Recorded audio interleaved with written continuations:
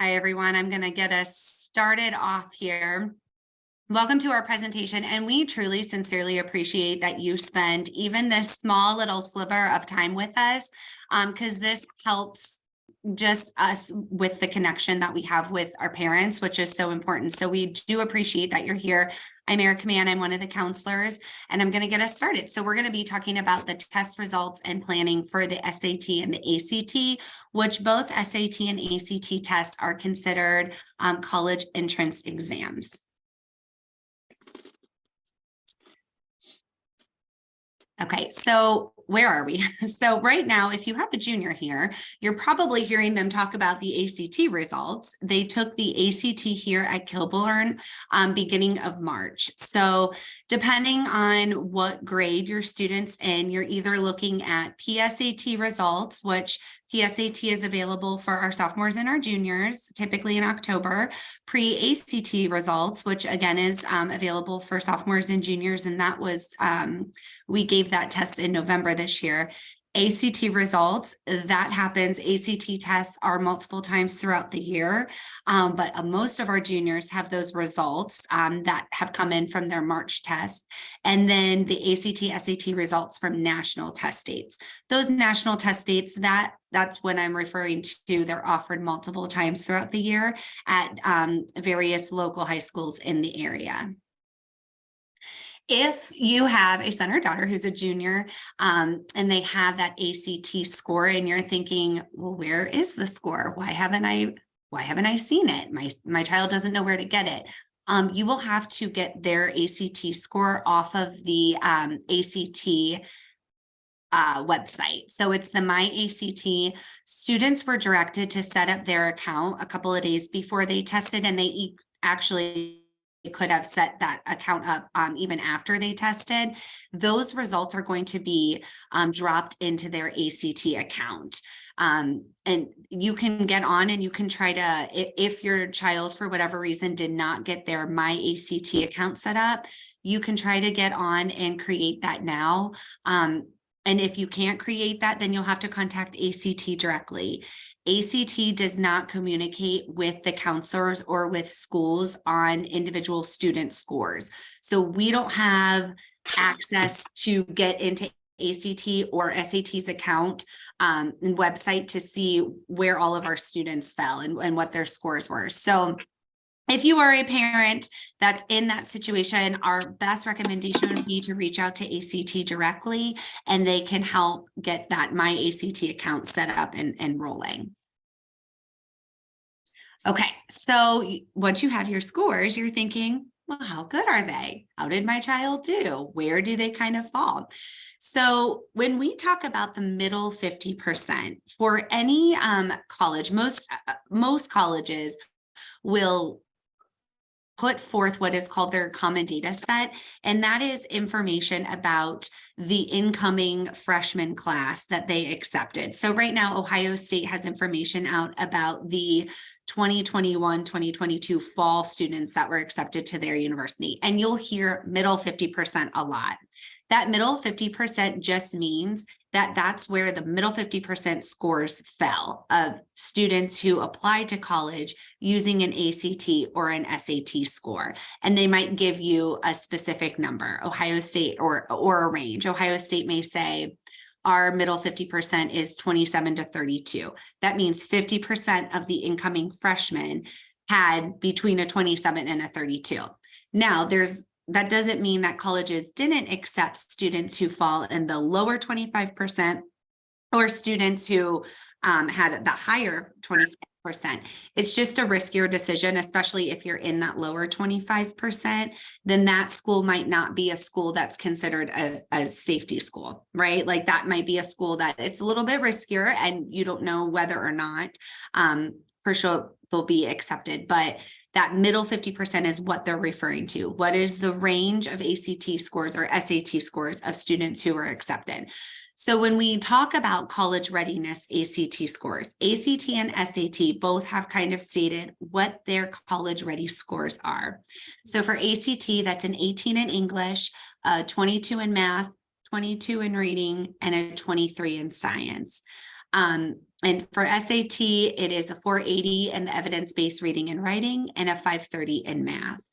Those have been determined that if your child has hit that benchmark, then they are deemed to be college ready. Study has shown and research has shown, studies have shown through the research that students will be successful in college if they can hit those benchmark scores. Now, that's not to say that if they don't hit that benchmark score, that students won't be successful in college. That's not that at all. This is just kind of the benchmark. And when the state puts forth what are college ready scores in conjunction with ACT and SAT, that's what they've determined that number to be.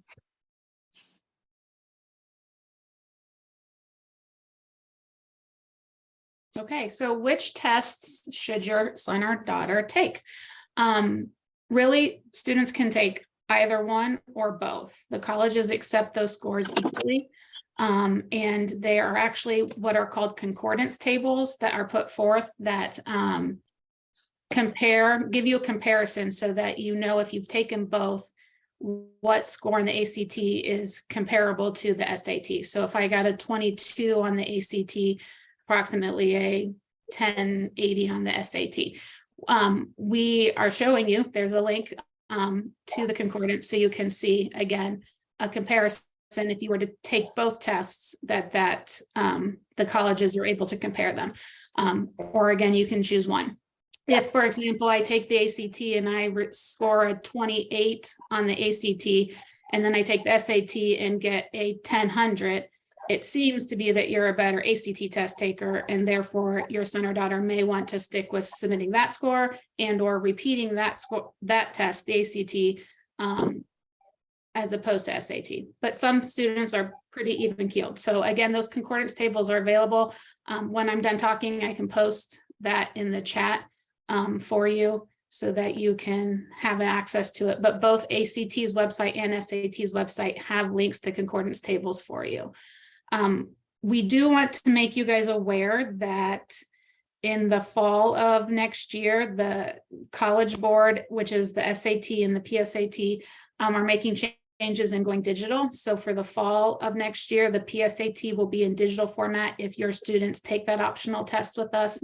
And in the spring of 2024, the SAT, the entire SAT and all of their tests will be digital. So if your student is considering taking that SAT, that is a change to their format that may impact your son or daughter and how they and which test they choose to take. So when can your child choose to take the tests? So we posted the dates. They are on their websites as well. So actstudent.org is for ACT testing and collegeboard.org is for SAT. All juniors, as was mentioned before, all juniors will take the ACT in the winter or spring of their junior year at WKHS. Each test does have a registration deadline to pay attention to. So while we've given you the dates of the actual test, there are prior dates that are the registration deadline in order to be eligible to take that test on that date. When registering for the test dates, we want you to pay attention to not only the registration deadline, but also to your calendar events. So your students' calendar events and your family obligations, because they are Saturday mornings. So spacing that out for what's good for your son or daughter. If they're about to be in the state playoffs, leading up to that week, are they going to have time to prepare for that test? Are they going to be eligible to take that test on that morning? So pay attention to those dates for your family and your student obligations before registering for the tests. In addition, you want to pay attention to the college's priority application deadlines. So if I have a college that has an application deadline of November 1, that October test date might be too late for my soon-to-be senior. So you're going to want to pay attention to the test dates, and will the scores be reported to the colleges by their application deadline, because you want to meet those deadlines. And then how do my students register for the test? So again, choices for the college entrance exams are to the ACT or the SAT. For the junior test date that we offer to all of our juniors in the winter/spring, that March timeframe, we will register them. We will mass register all of the juniors, and then they do a pre-registration paperwork with us. But for all other SAT and ACT test dates, your student, your son or daughter will register at the actual website. So they will register at actstudent.org for ACT, College Board for SAT. You will register individually, meeting those registration deadlines, pick the place you want to take the test and when you want to take the test. ACT does currently still have a writing optional test. So we encourage your son or daughter to first determine, based on their college choices, if that college requires the writing portion of the ACT to be part of their application before you choose to take that. SAT does not have a writing portion, but ACT does have that optional one. So you'll want to check with your college list to see if they require the ACT writing before you choose to register for it.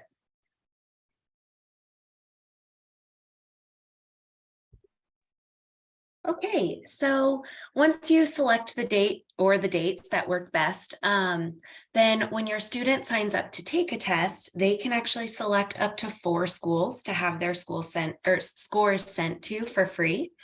And then beyond that, you can pay to have scores sent to more colleges and universities. Students also can decide later, like after they've taken their test, to have their scores sent to different colleges. And to do that, they would have to log into their ACT or College Board account. However, there is a fee associated with this as well. And then for some schools, they will actually accept a super score. So what this means is that they will take all of the students' highest sub-scores to create a super composite score. So for instance, on test A, your child may score a 24 on math, but on test B, they score a 26 on math. And then on test A for the science section, they may score a 25. And then on test B, they may score a 23. So some schools will actually take the science score that was the higher score from test A, but then the math score that was the higher score on test B, and all the other highest scores from each attempt that they've had to create the highest composite score. So some schools do choose or are allowed to do that. Yeah. And then many colleges and universities are also test optional. So in fact, we just received communication, I think it was yesterday or the day before, from Ohio State, that they will remain test optional in the 24-25 school year. So what this means that students are given a choice whether or not to submit their test scores when they're applying to colleges. So when deciding whether or not to submit your score, it's helpful to look at the individual college's middle 50%. So again, referring to what Erica Mann was talking about earlier in the presentation. So looking at the individual college's middle 50% to help guide that decision. So if your child has that score or above, then definitely consider submitting their score. And if not, you can choose to withhold that information from the application. Keep in mind, though, choosing to apply test optional or withholding that that score information, it may require other more rigorous components. So it's important to consider GPA, your personal essay, work experience, volunteering, leadership opportunities, all of that other stuff to make a well-rounded application. And then at the very bottom, we have the fairtest.org link provided, which includes a comprehensive list of all the current test optional schools. So this is kind of an ever-changing thing from year to year right now. So this is a good way to just kind of stay on top of that information. And then you might be wondering about test prep and where your child is and where you want them to be test score wise. Obviously, everyone's like, oh, I want that perfect score, which is not particularly reasonable or, while it's a good goal, it's not a reasonable goal for most students to attain, but you still want them to do their best and to put their best foot forward on those test results, because it can make a difference. Like Mrs. Schnell just mentioned, the colleges are going to be looking at the student and deciding if that, if they're not submitting test scores, they're going to be looking at all of those other factors more. And so if you give them that opportunity to have the test score as a piece of the puzzle, sometimes that can show an additional component to the student. but not every student is a strong test taker, and that's okay. So test optional is a totally valid way to go, and submitting your test scores is a valid way to go. But you might be looking at doing that test prep, of doing some additional work to try and focus on how to get the best score possible to be able to put that best foot forward. So a lot of that's going to come down to your individual son or daughter and what their style is. You know them, they know themselves. Are they the type of person who does well with learning things on their own and taking that initiative and staying focused? If so, they can do some individual test prep all on their own. I will also point out ACT and SAT have communicated to us many, many times that test prep is not necessary. The best test prep that your son or daughter can do is to take rigorous classes here at school. All of our classes are college prep, so they're doing that, and to do well in those classes, to learn that the content that's being covered in those classes is putting them in a good place. But again, reviewing some of those test skills and strategies and things to anticipate for the test, those are things that are available to every student for free. ACT has an ACT Academy, SAT has Khan Academy that they're partnered with, and students can use that information to review things on their own. Practice some tests. There are free practice tests on ACT and SAT's website that kids can have that experience of seeing what that test is like. Again, taking advantage of some of the practice. ACT and the PSAT can also help them in getting that feel for what those tests are going to be like when it comes to time to really take it. If you know that your son or daughter maybe really needs some additional help or isn't great at staying diligent about holding themselves accountable for getting stuff done and preparing, then they might want to look at a paid test prep opportunity. There are tutors that work with students individually. There are classes that are available. We have links to that information of different resources for that on the counselor website, if that's something of interest to you. Test prep can be a great thing because sometimes those test scores can end up helping you get scholarships. And so if you can look at it as an investment towards that. But again, I really want to reinforce strongly, you do not have to do test prep. That is not a necessity. It is not something that you as a family have to stress about. If that's not something that feels right for you, that's okay. They are taking rigorous classes here. And as long as they continue to invest themselves in the education they're getting, they're also setting themselves up for success with the tests. So what comes next? A lot of that's going to depend on your grade level. If your son or daughter is in 9th or 10th grade, they're going to be looking at doing the pre-ACT and the PSAT next year. And again, taking advantage of those preliminary and practice test opportunities helps to get them those opportunities before their scores are going to the college, to be able to experience what it's like, not only to know what types of questions there are, but what it's like to focus for that length of time, to be able to go quickly through a test, to answer questions that require a lot of focus and dedication over a long period of time. For the ACT, there are, particularly for the juniors who just got their scores back, there are test dates coming up in the spring and in the summer that kids can take advantage of. For juniors, we would typically say you're going to want to wait until maybe like the December test that's coming next year. And if you're a freshman or sophomore that's looking to take the test in their junior year, then that would be like a December time is a good time to take that. I have noted on the slide that there is a test release available. The test release is available in the April, June, and December tests. And what that means is you can pay an additional fee and get the actual results and the actual questions. So what that means is they'll give you a couple of weeks after the test is over, they'll give you the actual test questions, what your son or daughter put as the answer, and what the correct answer is. And so that lets people be able to use that as an additional study guide to figure out, okay, where am I going wrong? What am I not understanding? What were those questions really like? And so that's another great avenue for being able to study and prepare for those tests. If your son or daughter is on free or reduced lunch, it's really important that even if they don't typically eat here, that you fill out that paperwork. That paperwork can allow us to be able to get them a fee waiver to be able to take the ACT or the SAT for free. So that's another great opportunity for our students. As you're planning ahead, if your son or daughter has a 504 plan or an IEP that requires them to get special testing accommodations, we can submit that information to ACT and SAT for them to have accommodations on the actual ACT and the SAT.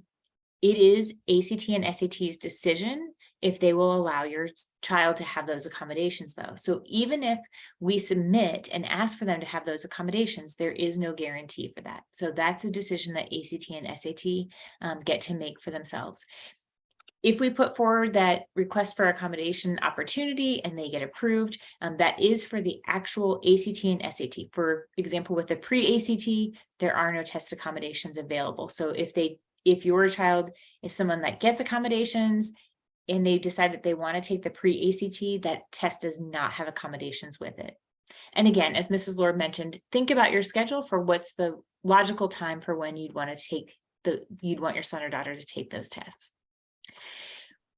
We now have the opportunity to answer some of your questions. We're going to ask you to put those questions in the chat. We will read them out, and that way we don't have people talking over top of themselves, and then we're going to answer them for you. The Kilbourne Counselor website, which is listed here on your screen, is wkhscounselors.com. We'll post a recording of this session, as well as a ton of information. There's an entire section under the College and Career tab just about testing. So all of these things that we're talking about are also there on that testing website, link on the website, so you can access that. The other thing is that on May 5th, so just a couple of weeks from now, is going to be our final Lunch and Learn of the year, and we're going to focus on career exploration because that's a big section for students. And so we wanted to make sure that you had that date in advance as well. So May 5th, a couple of weeks from now, we're going to talk about career exploration as well. So with that, we're going to kind of jump into questions and things that people have that they're wanting to know. And I have not been on the chat, so I can read the first question. Okay, great. Well, Mrs. Lord, Molly Lord, she put some resources into the chat. So parents, I don't know if you've seen that, but she linked the concordance table and then also the links for understanding the pre-ACT, PSAT, SAT, and ACT results, because there are online resources for understanding those results. So she has linked those for us. Thank you, Mrs. Lord. And then a parent wrote in, what does all digital ACT mean? They type the answers into a computer. Yes. Yep. There will. Sorry, go ahead. Oh, I was just gonna say, the all digital is actually just for the SAT. So the SAT basically is going to computer-based testing. So prior to next year, ACT and SAT have been paper and pencil, the fill in the bubbles that you and I remember from high school and elementary. But SAT starting next fall with the PSAT and next spring with the SAT are going to go to computer-based testing. And ACT does have different versions that are available at certain testing sites that are digital as well. I know that, like, for the school-based testing, Olentangy did their ACT as a digital test, but I think I think they would identify that if they were going to be a digital test site. And then one of the people that posted in the chat room gave information that I hadn't heard yet, which was that ACT has changed their test information release date and moved it from the December 1 to the September 1. So it's going to be April, June, and September instead of the December test for next year. So thank you for that information. I'm sorry that I gave out wrong information. I just had not seen that change coming through. It looks like there was another question. My son is a sophomore and wants to take the ACT and the SAT this summer. Is there any reason he should not do this? So I think, as Miss Abbott kind of mentioned earlier, I think the best way to prepare for an ACT or SAT is taking those rigorous classes while you're here in high school. And so if he's going to be a junior next year, I guess there's not really a specific reason why he shouldn't take it this summer, but as his counselors, and feel free to chime in if I say something that someone else believes differently, but I think waiting for at least that December date to allow some of those like fall classes to help prepare him further for those for that test would be probably beneficial. And then he would have the opportunity in the fall before that December date to take some practice tests to see how he performs. And I think too, it depends on where they are academically, because I agree, typically getting more of that content, like usually through the Math 3 curriculum is information that would be covered on that test. So if they haven't had that level of math, they're going to be seeing questions on the test that they're not ready for. And that's okay. They can still do that to get that practice at it. But it's just becomes costly. And then the other thing that can happen that we always want to watch for with students is we don't want them to get burned out on testing before, they could really put that best foot forward. So keeping that in mind too is helpful. It says, when I was in high school, I took both tests twice to get the best scores possible for me to submit to colleges. Is this still a good idea this many years later? My daughter will be a junior next year and has taken both the PSAT and the pre-ACT. So there is no right or wrong answer to that. I will say most of our students who are applying to college with their test scores, that means they are not applying test optional, but they're applying that they want to submit their test scores, do take it at least twice.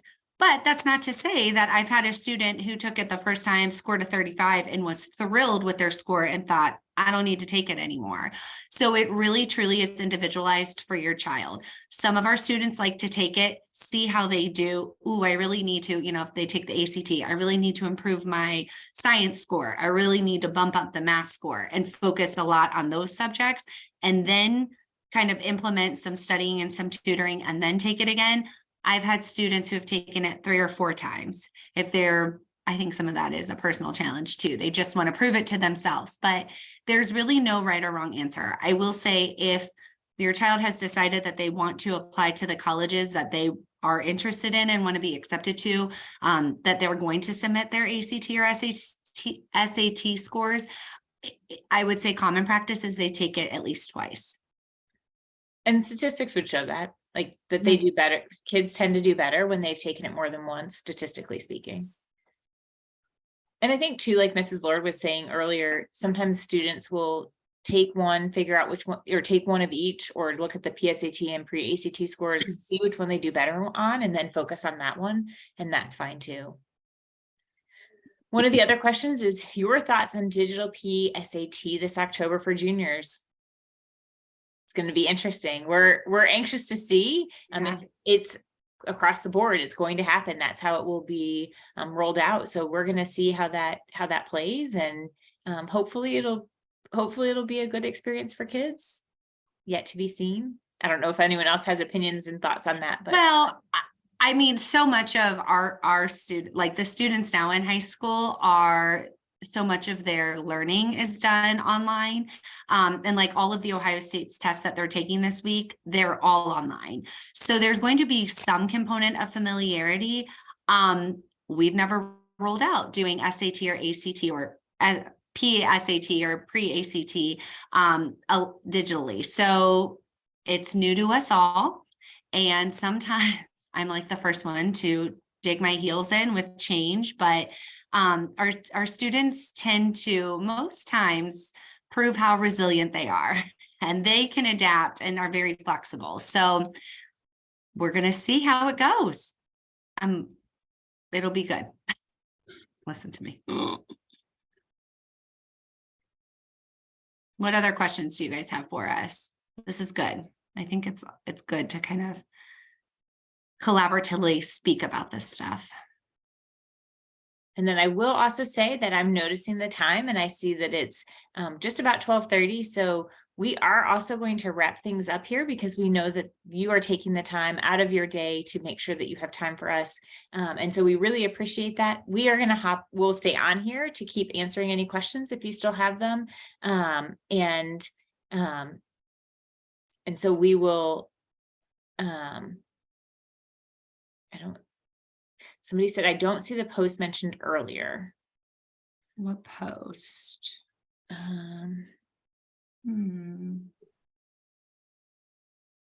With a link. Okay. So all of the links are also available on the Kilbourne Counselor website, which is wkhscounselors.com. So I'm thinking that you're not seeing like the concordance tables or the information about the score reports that Mrs. Lord was sharing, but we can make sure that we can get that information to you too. Another question that we received is, can you explain that essay is optional for ACT? Sure. So the way that the ACT and SAT are working now, SAT completely eliminated their essay.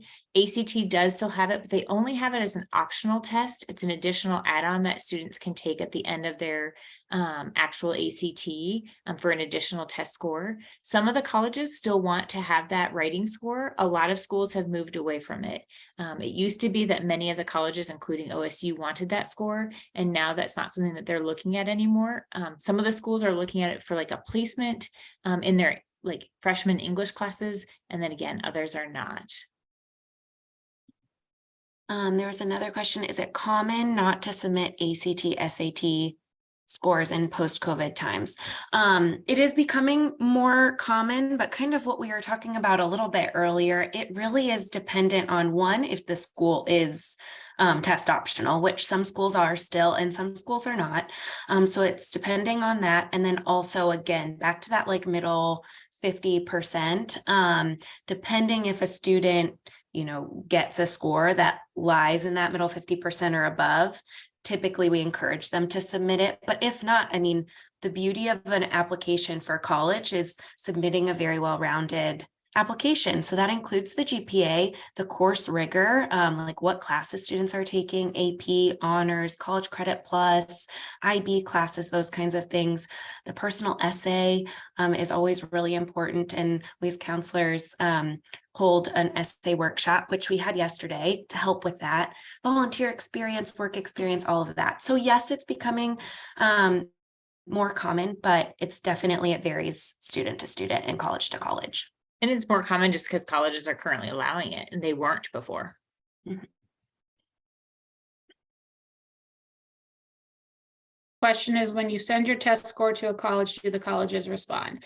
So applications are digital now, so everything gets sent digitally, and they sort of create this digital folder on each student. And while they're not going to directly say, hey, we received your test scores, they oftentimes have the students have an account with them, and the students can log in and see where their application is in the process. So your son or daughter will send the test scores directly from the ACT or SAT's website. We at the school do not send the test scores. They're not on the transcript, and we don't have access to send the score reports. So your son or daughter, your child will send it, and then you will request it from ACT or SAT to send it to the college, and then they will send it to the college. So they will be able to see when it's received from the college in their college portal, so to speak, but they're not going to directly email back and say, hey, we received your test score. And then it looks like the same person followed up with a question saying, in other words, what is the reason to send your score to a college when you take the test? Doesn't the college receive the score as a part of your application? Mrs. Lord, do you want to keep going with that part? Sure. So when you register to take the ACT, you actually do get the option to send 4 scores for free. If you wait and send your scores at a later date, there's a fee of about $16 per test report you're sending. So that can get awful expensive. So we actually do encourage, even in the realm of test optional, to go ahead and send the free score reports at registration time to 4 colleges that you're applying to. The colleges have shared with us that if a student applies test optional, before their complete application gets sent to the reviewers, that test data is sort of removed. So it won't, if you send a test, let's say I'm applying to the University of Dayton and I send my free score report to the University of Dayton with my scores, and then I decide when I'm a senior and I'm applying to them that I'm applying test optional and I don't want my test score reviewed in the application process, and I indicate that in the application, they will not use that test score they have on file for me in the review process. So the reviewers aren't going to see that test score to judge me if I'm indicating test optional, even though they've received it electronically. Okay, there was another question. How can find out which colleges add weight to the admissions decision for adding essays? I think you're asking if your child should take the ACT with the essay or without that optional essay. The colleges will say that in their admissions requirements. If they're looking at ACT, SAT scores and they are not accepting test optional, then they will say they want the ACT score with the essay. So you would have to get online and look at what that specific college is requiring of their applicants. These are good questions. Anyone else have a question?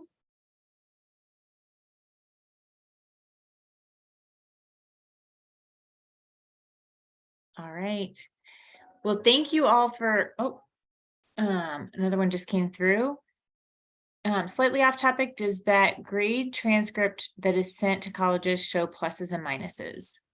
Yep, grades that are on their actual, their semester grades, that is information that's included in their transcript. Their whatever grade they earn. So if they got a B minus, the B minus is on there. If they got a C plus, the C plus is on there. Good question. Okay. Thank you all for coming. We hope that you'll join us again on May 5th. Again, it will send out a Zoom link that morning as another reminder to have that opportunity to present us, and we hope that you'll be here with us then. So have a great rest of your weekend. Happy Friday. Happy Friday. Yay. We made it.